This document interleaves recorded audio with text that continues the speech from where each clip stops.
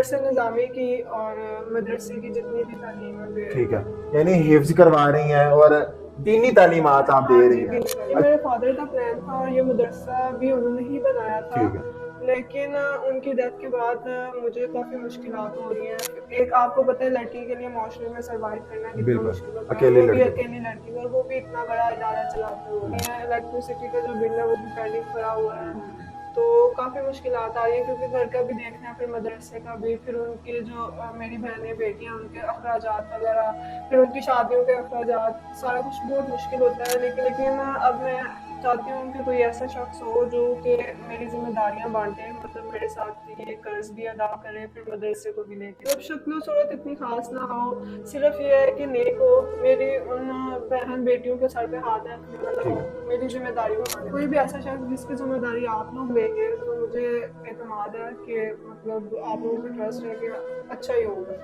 नाज़रीन, आज हम एक ऐसी बहन के पास मौजूद हैं जिन्होंने इतनी सी उम्र में ना के कई यतीम और मिस्कीन बच्चियों के सर पर हाथ रखा, बल्कि उनको दीन की तालीम देने और उनकी शादियां तक कराने की जिम्मेदारी अपने सर पर ली।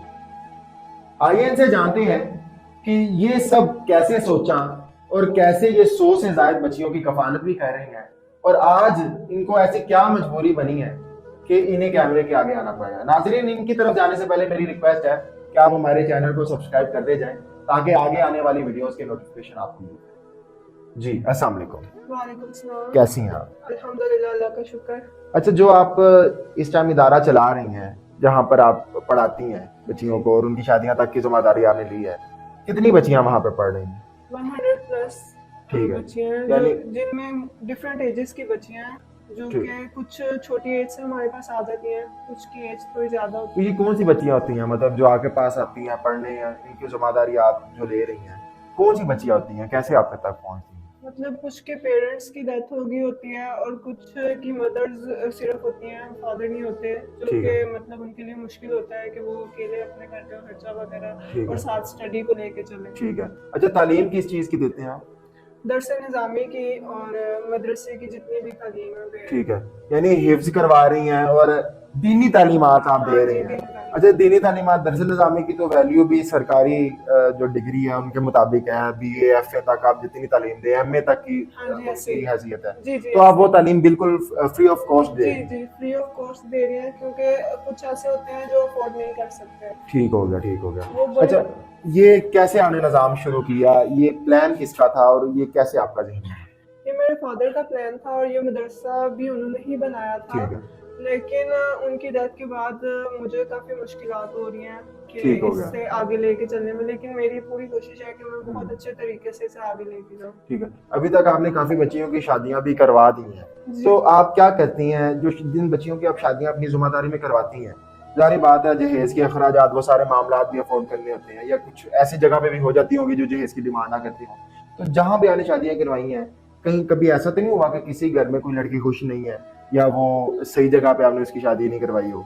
नहीं नहीं, ऐसे बिल्कुल भी नहीं होता। हम बहुत देख के सोच समझ के करते हैं, और ये नहीं है कि करने के बाद हम भूल जाएं। हम उसके बाद भी उनका ख्याल रखते हैं, पूछते हैं हाल वगैरह, जाते आते हैं, वो बच्चियां भी हमारे पास आती हैं मिलने, तो हम ठीक काफ़ी उनका है, यानी ख्याल रखते बिल्कुल आप उनको अपने बच्चों की तरह, बल्कि आपकी भी एज माशाल्लाह बहुत कम है, कोई आई थिंक 23-24 तक हैं। है, जी जी, yes। तो आप उनको बहनों की तरह ही रखती हैं अपनी? जी जी, मेरे लिए वो सारी मेरी बहनें ठीक, मेरी बेटियों की तरह हैं। ठीक है। और अभी भी मुलाकात भी ऐसी होती है जिनकी जी, शादियां हो गई हैं, आपके बड़े ख्याल बहुत के? अच्छे से वो हमारे पास आती हैं, मिलती हैं, जो हम्म, भी मतलब मामलात होते हैं काफ़ी अच्छे से। एक आपको पता है लड़की के लिए माशरे में सर्वाइव करना कितना बिल्कुल, मुश्किल होता है, और अकेले वो भी लड़के। अकेली लड़की, और वो भी इतना बड़ा इदारा चलाती है। हम्म, तो बस इसी वजह से थोड़ी बहुत मुश्किलात आ रही हैं। अच्छा, मुश्किलात आ रही हैं आपको भी। अच्छा, अभी आगे फादर का तो इंतकाल हो गया है, अब वो तो अफोर्ड कर रहे थे सारा कुछ, तो अभी आप किसके साथ रह रही हैं, घर में आपके कौन कौन है? अभी मेरी मदर है और मैं हूँ। ठीक है, आपकी मदर और आप दोनों ही हैं जो कि ये सारे मामला देखती हैं। आपकी मदर भी आप बता रही थी कि बीमार रहना शुरू हो गई हैं अक्सर, तो आप खुद तो कई लोगों की आपने लड़कियों की शादियां करवाई, घर बसाए, आपने खुद ने क्यों नहीं शादी की? क्या ऐसी वजह बनी कि आप शादी नहीं अब तक कर पाए? मैं चाहती थी कि मुझे एक ऐसा लाइफ पार्टनर मिले जो मेरे मेरे साथ मेरी जिम्मेदारियां संभाले। ठीक है। लेकिन अभी तक ऐसा कोई मिला नहीं है जो इस चीज़ को लेके चले।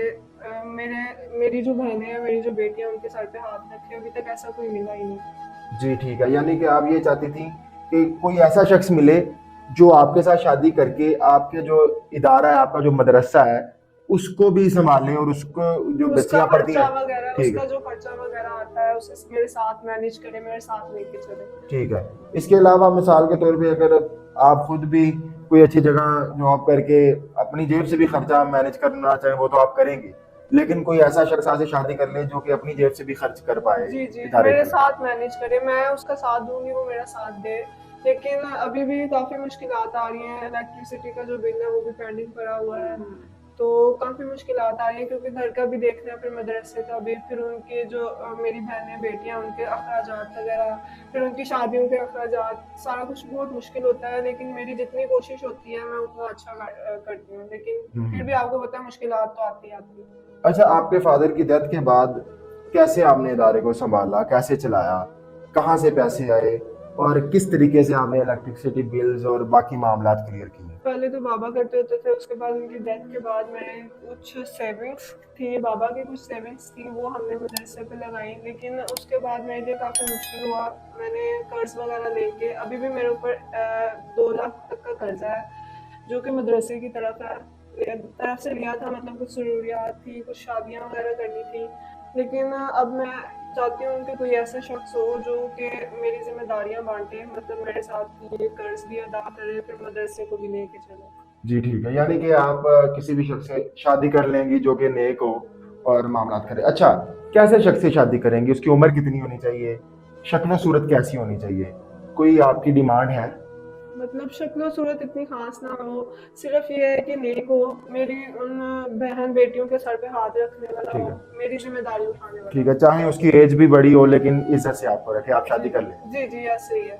जी ठीक है। अच्छा, आपको यकीन कैसे आएगा कि ये वाकई वो शख्स है कि इसके साथ मैं शादी करूंगी तो ये वाकई मेरे हालात को संवारेगा और मेरे साथ मैनेज करेगा सब कुछ?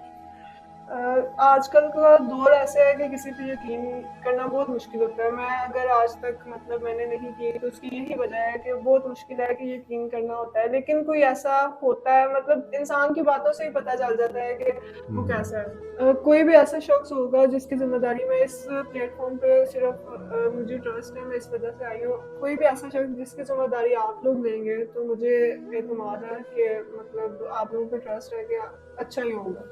जी चलो ठीक है। जी नाजरीन, आपने देखा कि आजकल के ज़माने में नेक काम तक करना कितना मुश्किल है। इनके फादर जब तक थे वो संभालते रहे, लेकिन आज इनको एक नेक काम करने में भी प्रॉब्लम्स आ रही हैं। तो अगर कोई ऐसा शख्स है जो इनके नेक काम में इनका साथ देना चाहे, और कितनी प्यारी बात है, निकाह सुन्नत है, और इनके साथ वो निकाह करना चाहे और इज्जत का एक रिश्ता बनाना चाहे, तो ये उसके साथ निकाह भी करेगी और उसको अपना जीवन साथी भी बनाएगी।